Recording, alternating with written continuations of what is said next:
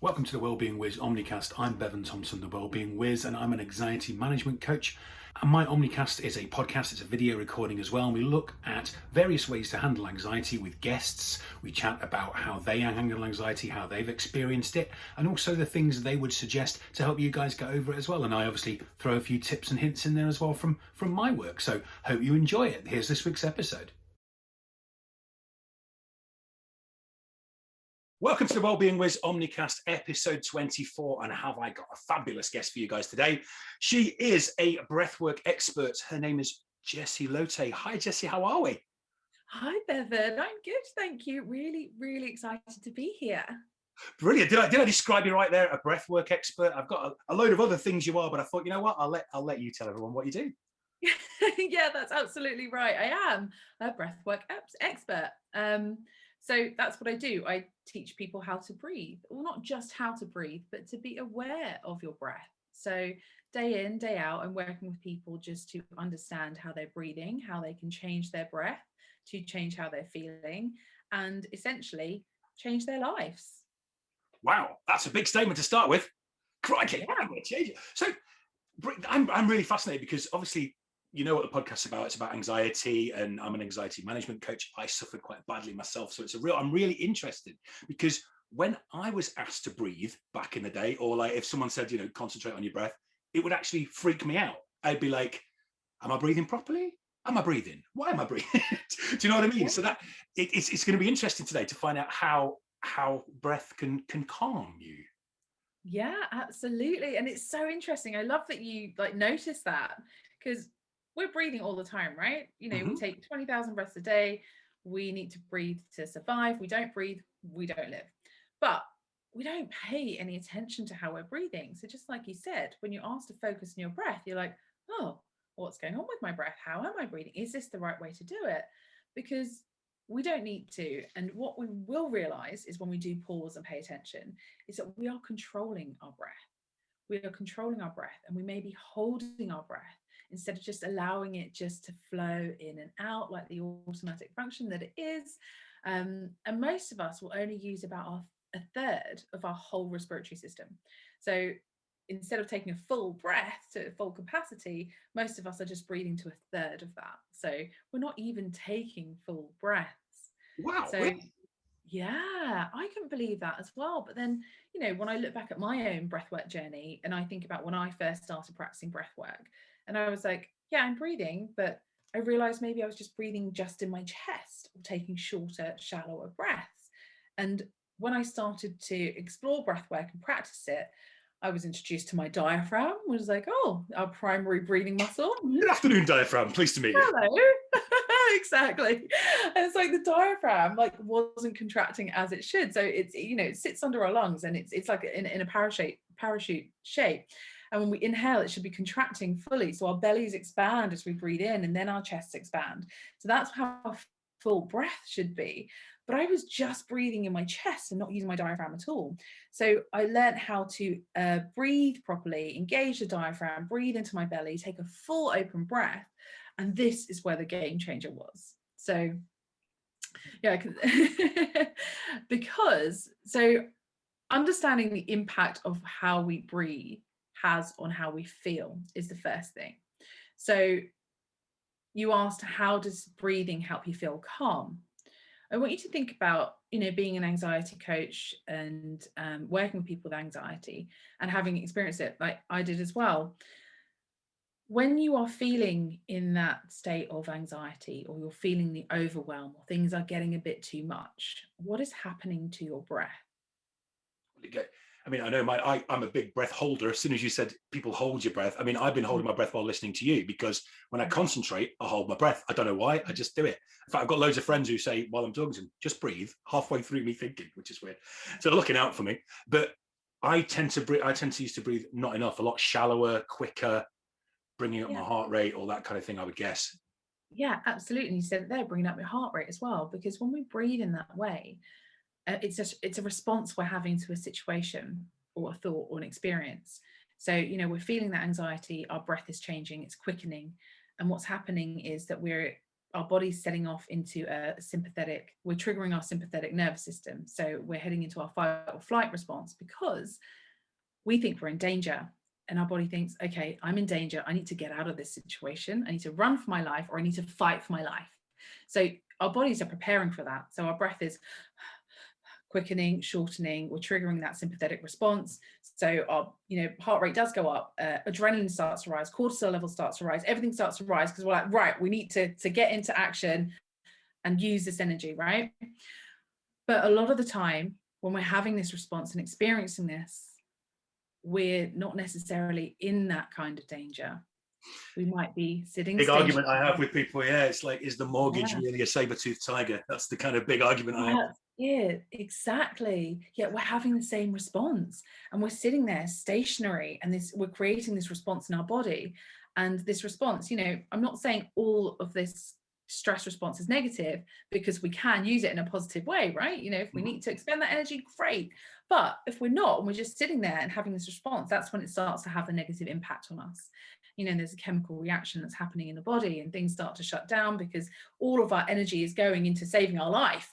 But we're sitting there, and that's when the panic starts to hit, and that's when we feel like we can't breathe because it's all just taking over. So when I work with people to understand their breathing, it's to be really aware of your breath at any time you feel like this. And what you can do is slow your breath down, deepen your breath, and start to engage the parasympathetic nervous system, which is the rest and digest, to counter that response. So by taking those deep, slow breaths, we're immediately sending signals to the brain. There is an actual chemical response that's happening in the body where we are saying, I am safe. So all of those things that have gone up here start to slowly come down, but it's an immediate response. So if we can be aware of that and go, okay, this is what's happening, I'm in this state, you might notice you're physically tensed up here as well, not just the breathing, you physically is tensed up. If you can just and do a bit of breath work, even 5 conscious breaths is going to help you to shift out of that feeling. So this is where the magic is with breath work, because if you can start to be aware of your breath and notice what it's doing, you can change how you're breathing to change how you're feeling. And then from there we can just explore deeper and deeper and deeper to see what the root cause really is. Wow, I'm already like, thank you, drop mic, off you go. That's just brilliant. Love it. Love it. I mean, we'll explore that in a bit, because I'm sure you'll have some tips a bit later on, and a few questions I've got later on. But you mentioned then that you'd suffered from anxiety yourself. So it's something you've sort of witnessed in the past. Is that how you got into all this, or? Yeah, I guess it is. So I guess I didn't know what anxiety was when I first started experiencing it in my younger years. Often, this might sound bad, but I'd be going out partying as a uni student or whatever, and we all do it, and I'd wake up the next day and I'd have what we'd call the fear of, what did I do? What happened? And thinking I hadn't remembered things. I was started to feel anxious, and that's, I guess, my first memory of feeling it. And then as mine was totally valid, the fear, because I would have done something stupid. Right? Maybe it's because I didn't want to remember what it was. Maybe that's what it was. Sorry, I interrupted that. And I'd be like, okay, so as I went on to my adult career, and I started to realize that I was experiencing it in my day-to-day life, when it'd be work situations or deadlines, and certain things I was trying to get done, and there was just too much to get done. And in my very last role, so my background's actually in the corporate world in HR and recruitment.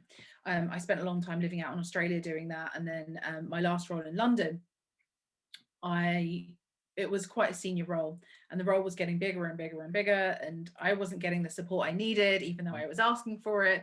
So I was just like, oh, okay, just stand up straight, get on with it, you can do it, you've been told you can do it, just get on with it. And I'm like, it was too much, and at the time I didn't know how to cope with it, so it was just getting too much for me, where I wasn't sleeping, I wasn't eating well. It was impacting my work, it was impacting my relationships, I was physically unwell, and I was like, this has to stop. So I actually decided to leave and think, what am I going to do now? So I moved to Brazil. And as you do. The first thing you think of, where am I going to go? Brazil. I was like, I can't do this anymore. What am I going to do? And I was like, I've always wanted to go to Brazil. So I actually found a project to work on out there, working with social enterprises. So I was like, oh, it's a good course as well. I'm going to go and do this for a little while.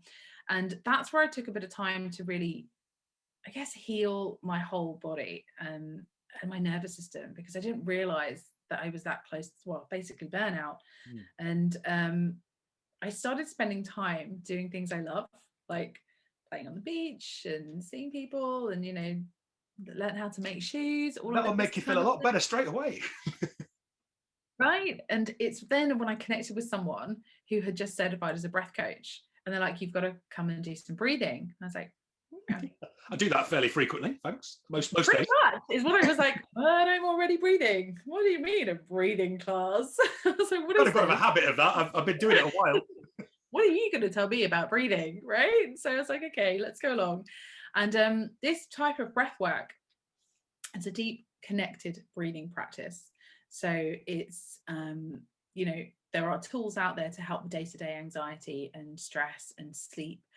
But this breathing practice, it's a connected, integrative breathing practice. So it's circular breathing.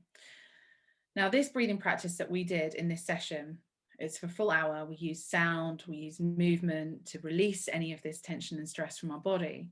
And at the end of this session, I was like, wow. There was this certain stillness that I had connected to that I hadn't felt in such a long time. And I was like, whoa, I feel like this just from breathing. Like, what just happened?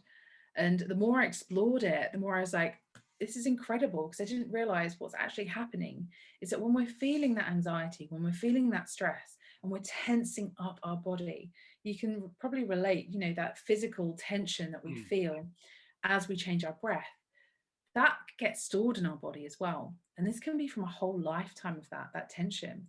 So what I didn't realize is that my body had been so tight and tense that that's what was restricting my breathing. So practicing this breath work helped release that tension from my body and help my breath flow through easier. So what I was actually doing is clearing out all that past tension and the trauma and stuff I've been carrying around with me for years to allow me to breathe freer, to allow me to remain in my parasympathetic for, day to day, rather than just operating from that state I thought was my norm. So that's when I was like, okay, I need to share this. And that's when I decided to start training in it. And I went on my own breathwork journey, and I had loads of breakthroughs. And yeah, that's what took me all over the world to train and back here to London and do it full time. That's a great start. Who plays you in the movie? Yeah, I thought about this. I don't know yet. I'm going to ponder that a little longer. I'd love to do it. Can't I play myself? No. Play yourself? Yeah, it can be one of those, is it autobiographical? Yeah, that kind of thing.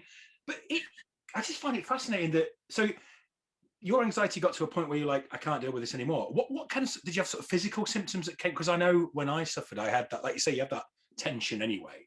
But I had strange things like almost like a sunburn type feeling on my skin. I was dizzy the whole time, being 6'4" as well. Constantly dizzy, thought I was going to faint. So I spent my entire life crawling around the floor because it was such a long way to fall from the top of my head, or so I thought. I didn't want to faint and bang my head and kill myself. So things like that plagued me. I don't know if you had any sort of physical, or was it more mental kind of symptoms? Yeah, I think that I didn't have very good coping mechanisms. So I guess for me, I wasn't sleeping very well. So I would feel like I would have headaches, and I was drinking. That was my after work cure. So I'd always head to the bar after work and knock back probably more drinks than necessary, because I'd be like, I need to get rid of this feeling. I just need to, it's numbing it. It's numbing that feeling. And then it just starts to cycle, because you never actually get to the root of what it is. You never clear it. It's just, escaping from it in some way. It's that kind of buffering, isn't it? Putting something in between you and the actual problem. Yeah. Kind of like, some people work too much, some people drink too much, some people smoke too much, some people do all sorts of things. And it's that almost secondary problem covering up the original problem. It's like buffering in between. There's that gap, and you're putting something else in front of it. And to me, drinking too much, I'd wake up with a hangover, which then, when everything feels weird, I'd have a panic attack because I felt weird. So actually drinking too much didn't really actually cause more anxiety for me. But I still didn't stop, because it numbs the kind of the experience a little bit, doesn't it? A couple of beers or a couple of glasses of wine or whatever, you're just kind of like chilled. Yeah, I'll take the edge off. There you go. And then and the next day, like you said, you'd still feel that the sense of that anxiety and have that panic attack. But I would maybe eat something bad, because I'm like, okay, I'm just going to have something because that makes me feel good. So I'm going to have, like croissants and the cheesy stuff and whatever bad food for me, and I'd be like indulging in that instead. So it's that cycle, isn't it? Until you can recognize it for what it is and start to actually pay attention to it and go, okay, what is causing this and what can I do to help heal myself and get to that? Then you can start to clear it, because like you said, this is all distraction. It's just buffering it, it's covering it up, it's getting through because you're in survival mode, right? I just need to get through the day. I just need to get through this minute. I need to get through this meeting, whatever it is. Yeah, I just need to get, I just was one of my favorite, apart from what if, which is my genius phrase in my head that went around every 5 seconds. Just need to was like, I just need to get to the end of today, or I just need to, like say, get to the end of a meeting, or just need to be able to get on this bus, survive on this bus, and then get off again. And it's that kind of, like you say, you're living in the present, but you're not living in the now. If that makes sense. That sounds a little bit prophetic, and it's not. I didn't mean it like that. It's almost like you've just got to get through it rather than enjoy it, or rather than experience it, or it's like, where are you going? Like when you look back at it, it's like, where was I going to get through it? What did I think was at the end of this? When I got through it, what was going to be there? And nothing. The same. Just piles more of it on. Because what we can realize is actually when we're feeling that often, because like you said, we just want to get through it. It's like, I just want to get through this meeting. I need to get through this day, because we're thinking about what's coming next or what's going to happen in the future.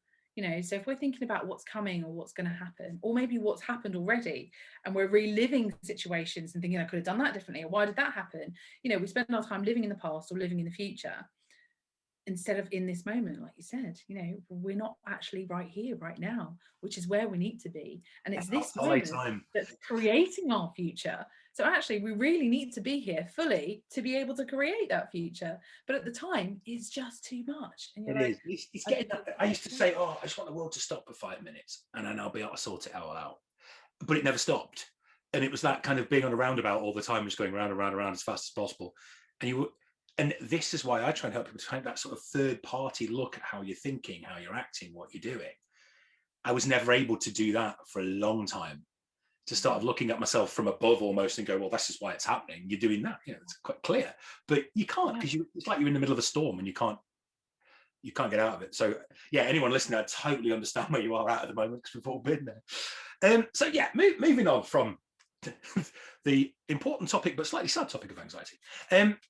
How would you say that you sort of cure people's anxiety with your work? What's your, I like the phrase secret sauce. What's Jessie's secret sauce that you sprinkle on people? I love that secret sauce. Like a Salt Bae vibe with a bit of sauce. I'm sprinkling that everywhere. That would be breath work. So to breathe through it. So it's, I would say, first of all, recognizing when you're in that moment, you're experiencing it. And I would say, just like you said just now, you'd want the world to stop. I would say for you just to pause and stop in that moment. And it doesn't have to be for 5 minutes. It can be for 30 seconds or a minute. Just pause and take a deep breath. Check in with how you're breathing and allow yourself just to come back into your body, into this moment, and breathe. So there's a couple of things that I would say. First of all, just take a deep breath. Check with what your breath is doing. If you noticed it's a lot in the chest, you can place one hand on your chest, one hand on your belly, and just notice where you're breathing and try and breathe a bit deeper into your belly. What are you doing it? Do you want to do it with me now? I'll guide you through. Yeah, this would be good. People could. So I've got one hand on my chest, one on my belly for those listening, not watching. Yeah, okay. So just take a minute just now. You can close down your eyes if you want. I always invite people to do that, because then it's like you don't have to pay attention to anything that's going on around you. I love the idea of people sat on a bus listening to this going like this. You can pause and come back to it. Or just pay attention now. Just literally pay attention to your breath. Notice how you're breathing. Literally follow your breath in as you inhale and out as you exhale. And just notice your breath. Notice the pace of your breath. Notice how it feels. And then notice where it's moving. Notice if it's moving more in the chest, more in the belly, or maybe it's about the same. Just take a moment to pause. And then just allow yourself to relax. Drop those shoulders if you need to. Let them fall away from your ears. So when I start snoring in a minute, that's going to be the problem. You go ahead. I'll bring you back. Don't worry. You go ahead.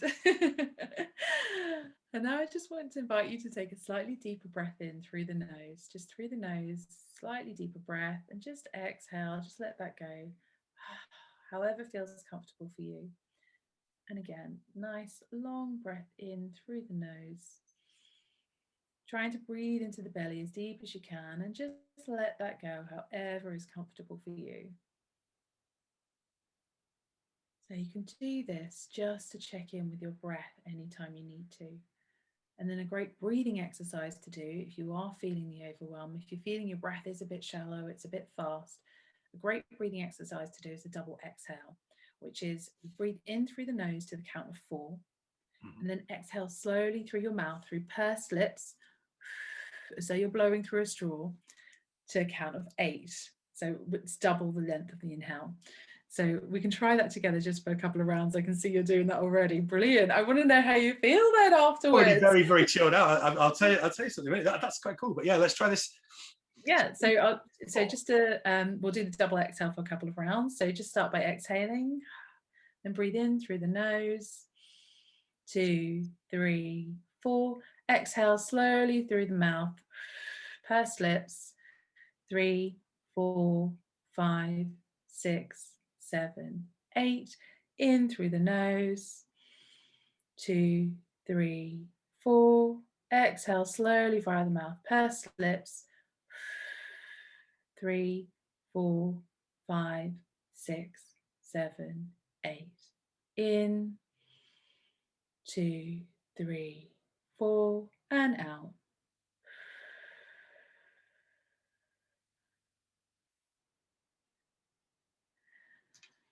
There you go. It's funny, you don't realize how much capacity your lungs have got, do you? It almost feels like you're going, hang on, this is way past where my lungs can normally handle.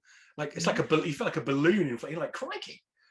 So you're kind of short breathing the whole time. I know it's not a technical term, but like not filling up your lungs properly the whole time. And then how much you've got in you to let out for 8. You're like, where's this all coming from? Right? Am I dragging it in my ears? Potentially. Yeah, but that's it, exactly. It's like you are so I don't know, just amazing. I think we're incredible as humans because we don't realize our potential and our capacity, but it's like, yeah, actually maybe I've just been holding all of this in. So it goes a lot deeper into our psyche and spirituality and stuff. But when we hold our breath as well, we're holding on to things because it's a fear of like letting go and change and control and all of that. So if we allow ourselves to breathe it out, literally exhale, it's like, okay, I let go, I surrender, I can be in the flow and just be me. I was just thinking that as I was breathing out, you can't feel stressed because you're being forced to drop your shoulders by breathing out. You're being forced to let go of all that stuff. I don't know what it is, breath, tension, whatever you want to call it. Yeah. As I was breathing out, I was thinking, well, there's no way you can be tense like this. And it's funny, having just qualified in hypnosis as well, the breath bring attention to a breath is such a big part of the sort of induction process and the deepening process that it's like there's something in this breath business.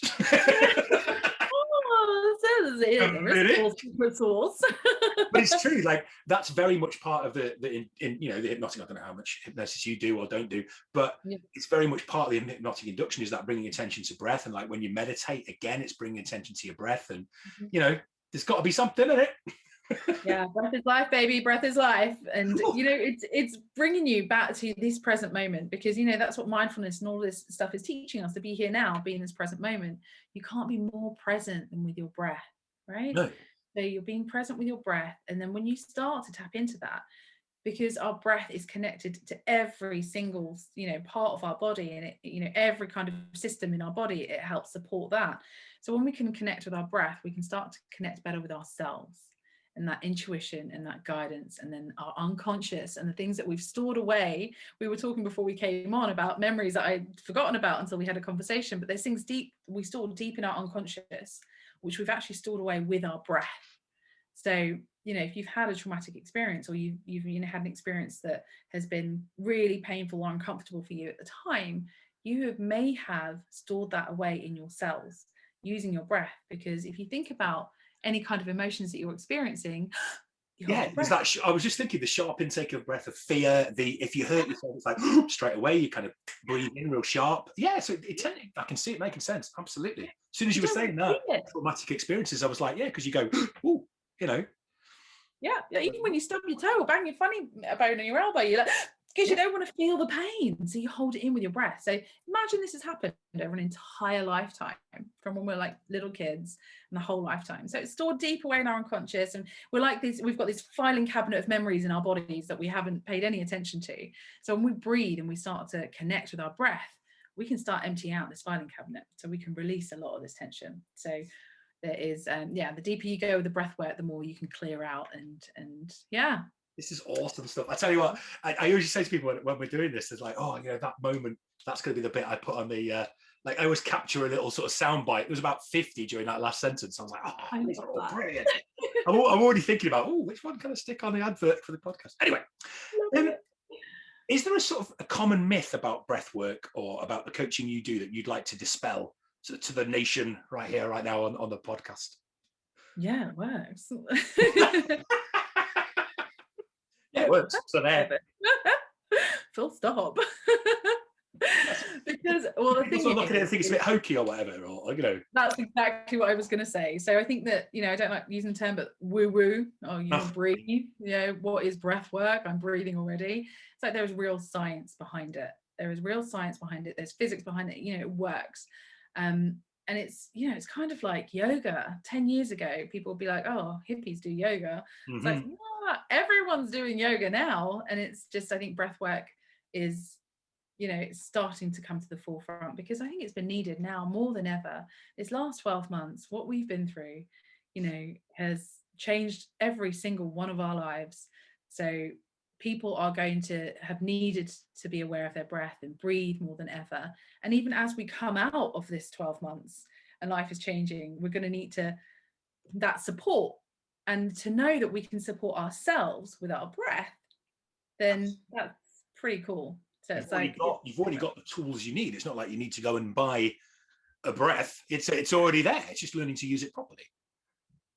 But a lot of what you said about it before reminded me of yoga and the kind of the similar concepts. And I was thinking, well, it sounds similar to and for that to be now, like you say, accepted as not woo woo, but then breathing not to be. But like the phrase woo woo, like you say, I'm not a fan. I know I just think it's maybe the unknown, or not familiar with things that are into new. it yourself because someone else is into it doesn't make it. You can say golf was woo woo. I don't play golf myself, but you know what I mean. It's like whatever you're not into doesn't make it wrong, and I think that's. But this in particular, like you say, it's got science behind it. It's not like you've made it up. You're not following the Holy Goat of Peckham or anything like that. It's like science. Yeah. I started with the fella from Breaking Bad. Science. Anyway, so are there sort of a couple of people in your life that have sort of helped your career and your personal development to date that sort of have sent you the right way? That's a really tough one, because so many people.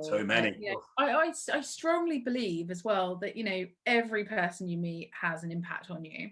But I think for me, with this, I would say when I found breath work, there was a lady that introduced me to breath work, and she's still a good friend of mine now. So she's definitely been key in my change of path and spiritual growth and development.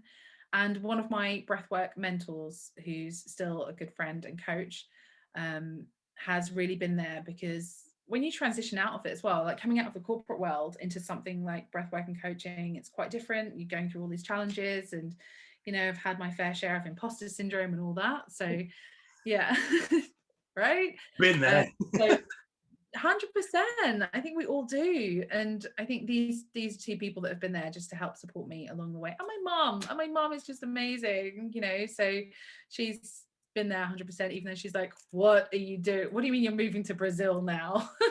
And she's going to Brazil to breathe? What are you up to? You can breathe here in London. We've got air.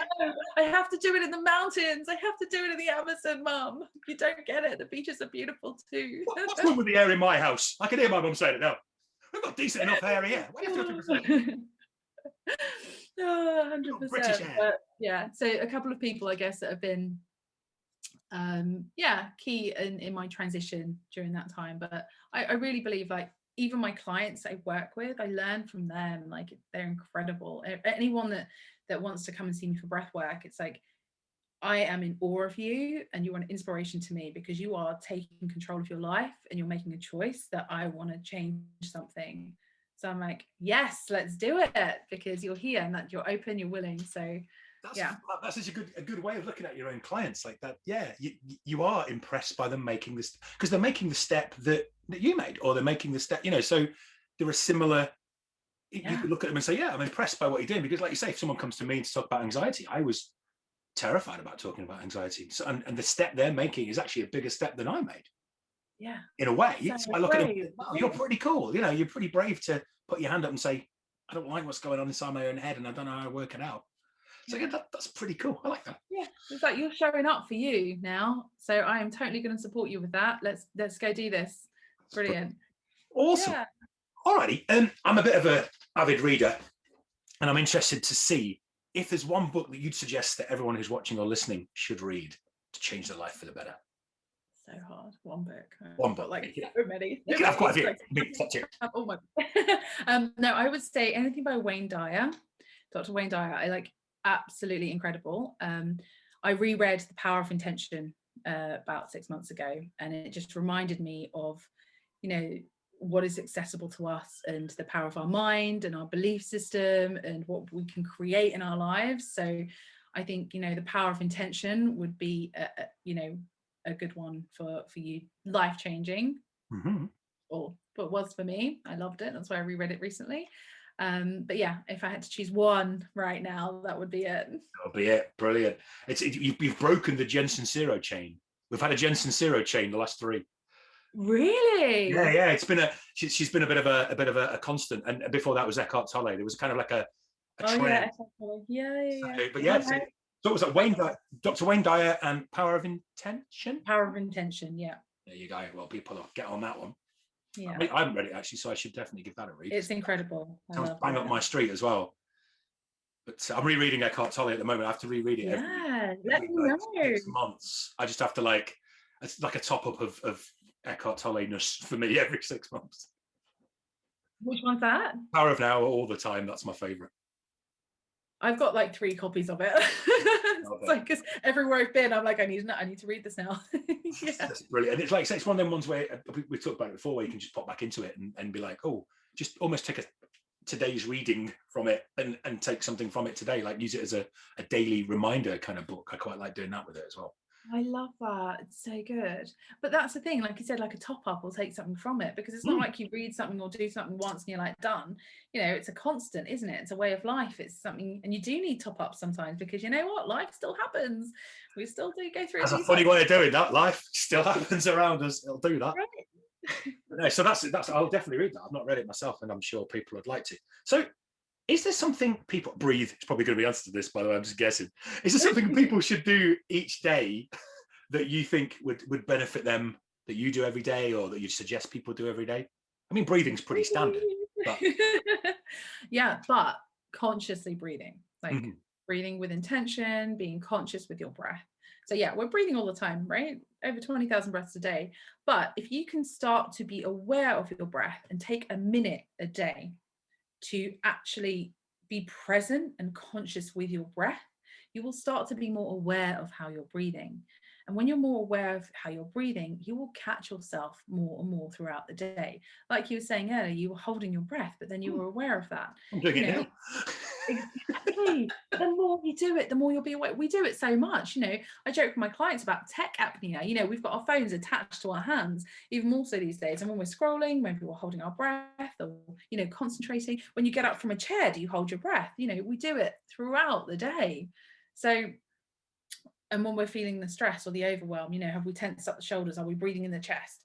Just to be more aware. So we can then just take a breath or 5 deep breaths and just let it go. So I would say if you can start your day with a minute of conscious breath work, and all you can do is just like we did, take a minute to place a hand on your chest, a hand in your belly, and just see how you're breathing. Take a couple of deep breaths deep into your belly, or practice the double exhale, 4 in, 8 out. And if you do that for a minute a day, you will see the difference, because it's the same with anything that you practice and anything that you're learning. The more you do it, the easier it becomes. And then you will start to notice more and more that you'll be aware of your breath, when you're working, when you're walking, when you're doing anything. And hopefully you'll start to notice. I've started noticing. I'm doing already. Like you're talking about it, I'm like, breathe, breathe, breathe. It's becoming like I'm almost, even just doing it just now, I'm now more aware of when I'm holding my breath. And I suppose it's making it into a subconscious routine, isn't it? It's making it into a habit. It's showing your subconscious mind how you want to breathe by starting the day that way. And then your subconscious mind starts saying, oh, okay, yeah. I mean, I tell people about this, how your brain wants to work for you. Show it what you want, show it how you want to be. It's this, isn't it? It's like breathing should be like this, calm, controlled, deep and full, whatever. And your brain's like, I see, righto, we'll do a bit more of that. Didn't know you wanted that. I'll pop off and do it for you. Exactly. And the beauty of it is that actually we're just unlearning all the bad habits that we've learned. So we're trying to restore our breathing to its most natural breathing pattern.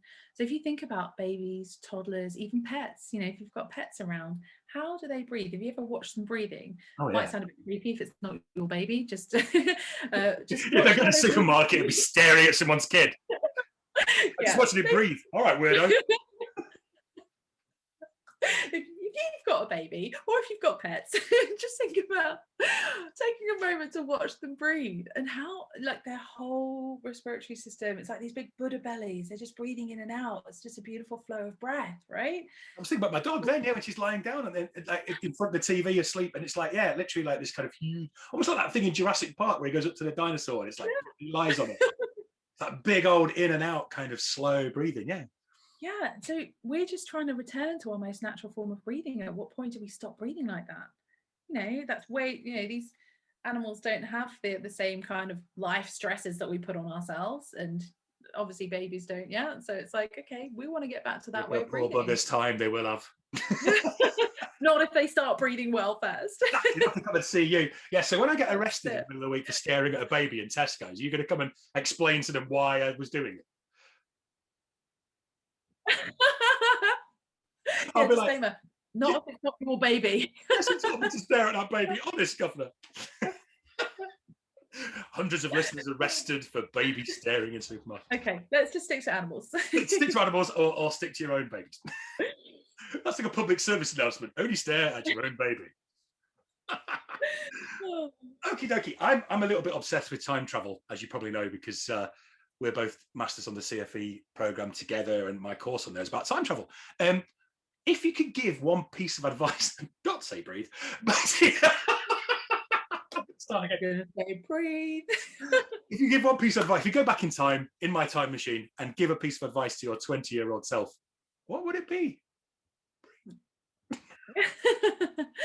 I would say you've got this, and just do it, because I look back at so many things I've wanted to do, and I talked myself out of it because I had fear, or I was worried about judgment, or didn't think I could.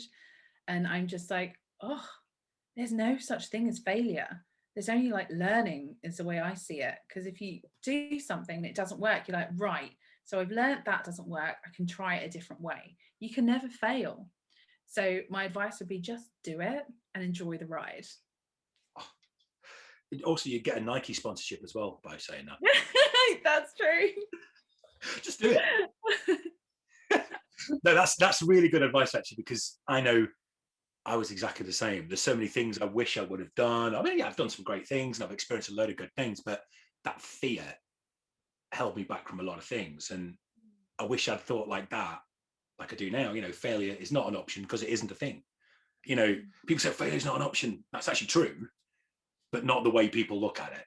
Failure isn't a thing at all. It's just learning, learning as you go, and changing your way you do things, and not beating yourself up for not succeeding first time, Exactly. Just thinking, okay, well, that didn't work. What else can we do? You know?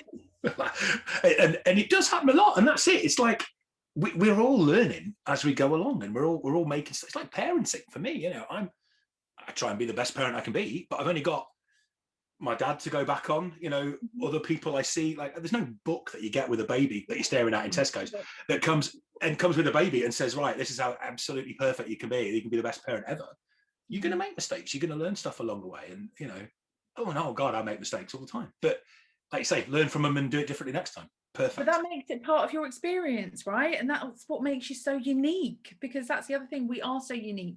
We try and be like each other. We all want to be like that person or that person, and you don't want to be different, don't want to stand out. But I'm like, you are meant to stand out. We are all unique. So every mistake you make makes you who you are. And then you can share that knowledge and that beauty and that experience with other people. Like, that's the magic. Absolutely. And that's getting worse now, actually, that comparison now, because you've got the social media and you've got the sort of filtered lives that you're seeing. Right. You're trying to like be like everyone else. You're not even seeing any of their failures or flaws or mistakes either.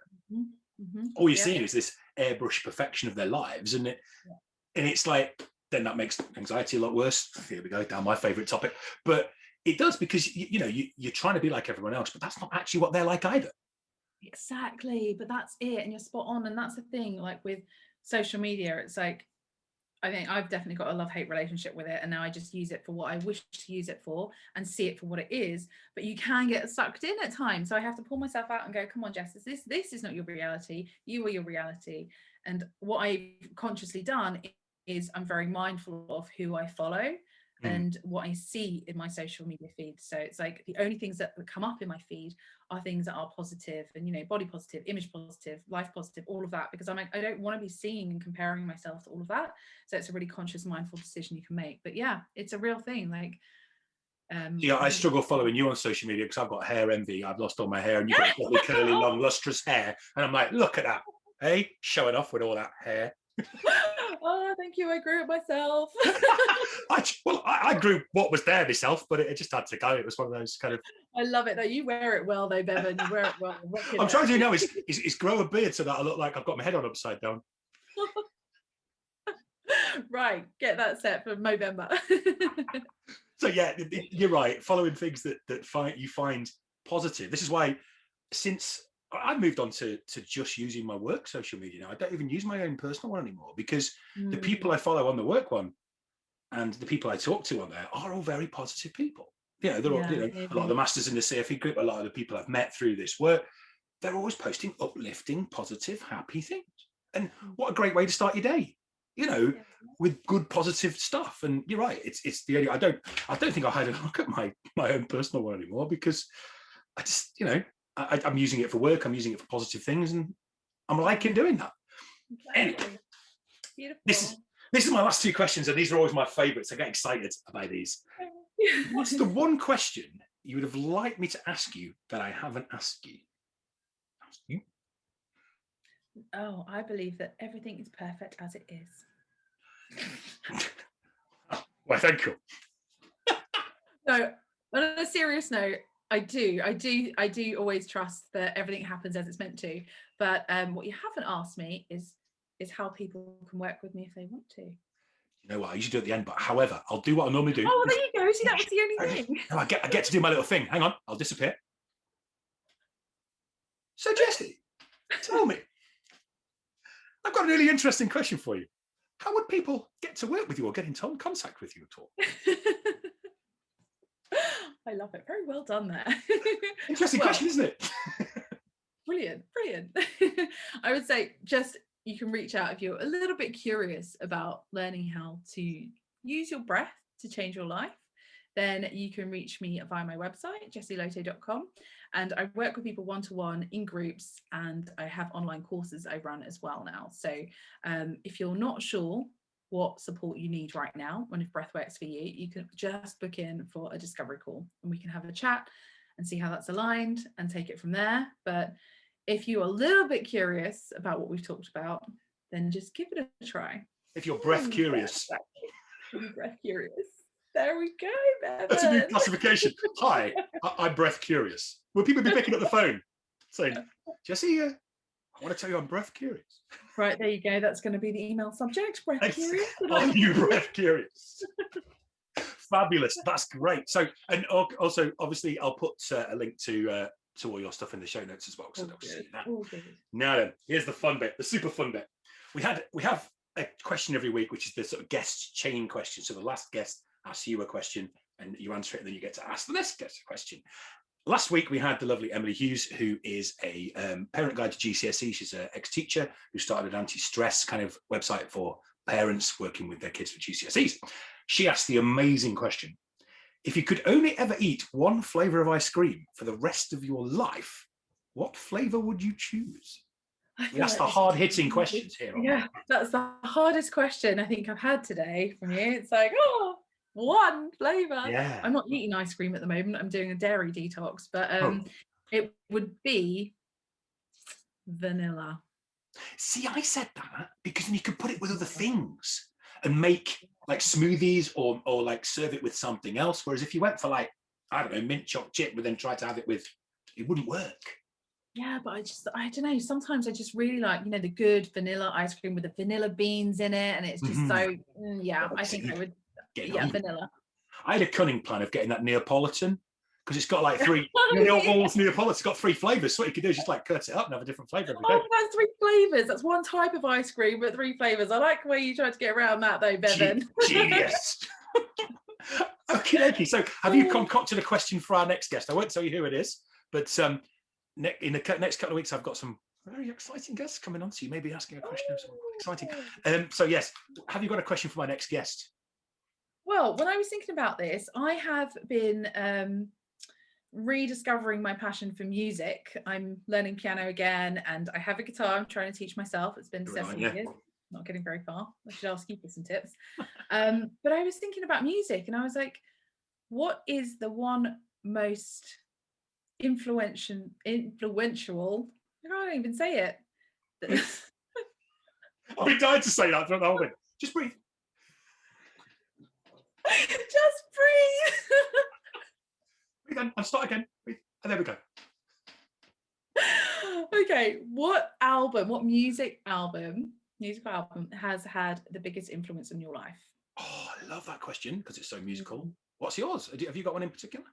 I don't have one. It's really hard. I was thinking about this, and I think this is why I wanted to ask, because I was like, there's so many, like the Chili Peppers. I love. I was about to say Blood Sugar Sex Magic is the best album ever.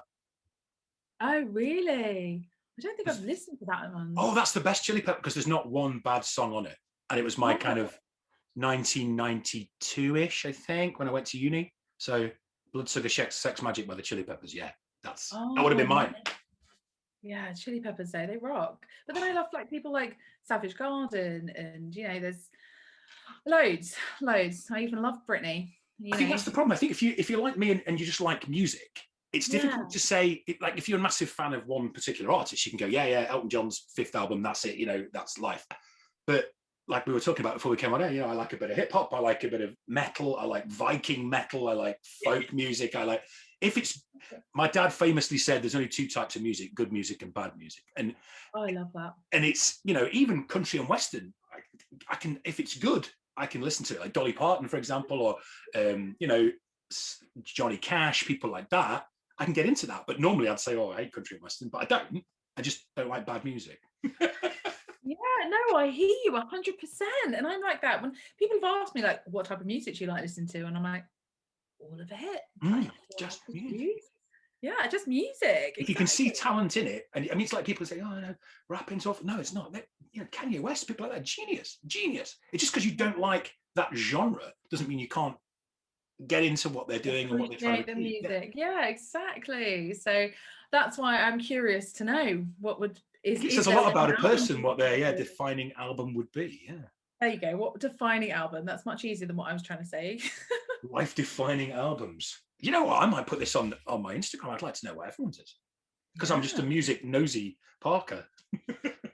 Absolutely. I find it fascinating because and I when I was thinking about this, I was like, there's different stages of my life. And I was like, listening to different types of music, because I was very much more hip hop when I was younger, and then I remember emerging out of that and I bought Robbie Williams, but then I loved Take That, and then it was Chili Peppers, and then I was like, okay, I'm gonna get some Eminem, and now I love Florence and the Machine. And it's just like, you know, it can go from anywhere to anywhere. You've not named one bad band so far. Robbie Williams I'm 50-50 on, but then again I can still see, you see, I'd say more Take That. I'd go for, because I think Gary Barlow's quite a genius songwriter and quite a brilliant musician.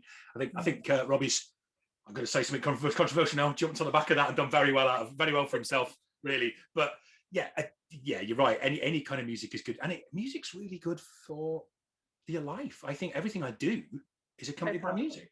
I go for a walk with a dog, a bit of music, or a podcast, you know, doing work. There's always music on. You know, it makes me want to ask, what's the theme tune to your life? You know, that's another good one. Crikey. Yeah, it'd be a long song, that. Like Bohemian Rhapsody, up and down in the middle, like loads of different parts to it. Okay, maybe not whole life. This moment, then, what would be your defining song right now? But let's not complicate it. Oh, you know, I always put on, if I'm in a good mood, I always slap on either. I like Skinhead by Kanye, because it's got that huge kind of massive beat at the start that I really like. But then something totally different would be Don't Stop Me Now by Queen, because that kind of fires you up and you're ready to go. And it's like, I'm on one. So something that's a bit kind of fight music, you know what I mean? To get you up and ready and go for action. Yes. So that would be right now, one of those two. But only because I've been listening to Kanye this morning. I mentioned him 3 times already. He's not going to sponsor you, Bev. He's not going to be your friend, Bevan. Don't keep mentioning him. So yeah, honestly, I'd really like to say thank you so much for coming along. Like I say, I'll drop all your details in the bottom of the podcast notes there and on the YouTube video. And it's been a pleasure to chat to you. I've been looking forward to chatting to you for a while. So thanks for coming on, really. Brilliant. Thank you so much. I've loved it. So yeah, really, really loved it. Thank you so much. No worries. I also have to get my cheeky advert on. You can still get my free ebook, Calm Mind, on my website. That's www.thewellbeingwhiz.com/calm mind. It's a book to stop you worrying less in 7 days. Well worth signing up and grabbing a copy of. So yes, that's it. But no, thank you very much for coming, Jessie. Cheers. See ya.